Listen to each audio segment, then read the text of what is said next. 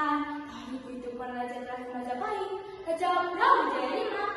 Dikisahkan pada saat itu Raja Brawijaya V sedang gundah, sedang bersedih, tidak hanya memikirkan nasib kerajaan Majapahit yang sudah dianggap hancuran, tetapi juga karena datangnya berita yang sangat mengejutkan.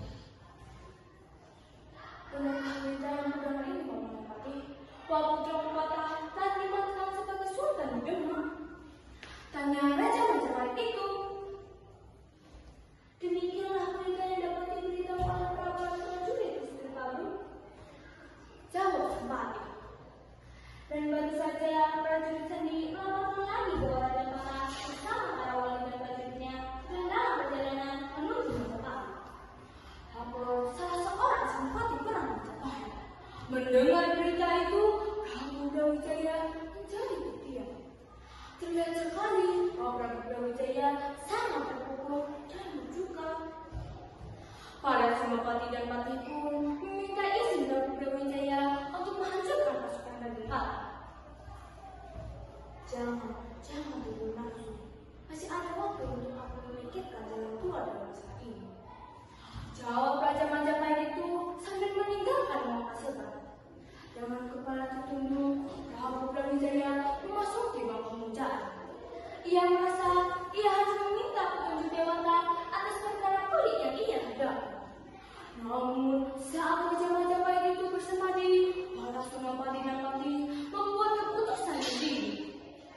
Mereka menggerakkan pasukan Majapahit tanpa sepengetahuan Prabu Brawijaya untuk menghancurkan pasukan Raden Patih. Sayangnya, pasukan Majapahit hanya menderita kekalahan yang hebat.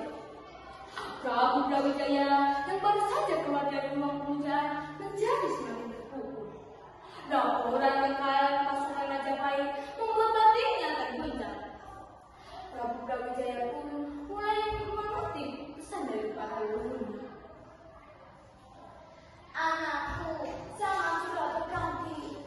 Wajib kerajaan sudah berada di barat. Relakan hatimu. Mengingat pesan dari leluhurnya itu, Prabu Brawijaya hatinya menjadi terhibur. Prabu Brawijaya membuat keputusan yang sangat mengejutkan untuk menyingkir dan meninggalkan kerajaan. Prabu Brawijaya bersama para pengikut setianya menuju ke barat. Sesampainya di Gunung Lawu, Prabu Brawijaya bertapa. Ia meminta petunjuk dewata dan bimbingan dari alam leluhur Majapahit. Keanehan pun terjadi. Setelah sekian lama bertapa, Prabu Brawijaya lenyap di puncak Gunung Lawu. Sayu-sayu para pengikutnya masih mendengar suara yang sangat ia kenali. Tak usah terlalu lagi. Tubuh dan aku telah menyatu dengan gunung ini. Panggillah aku Senelawu dan aku akan membantunya. Sejak saat itu, Prabu Brawijaya dikenal sebagai Senelawu.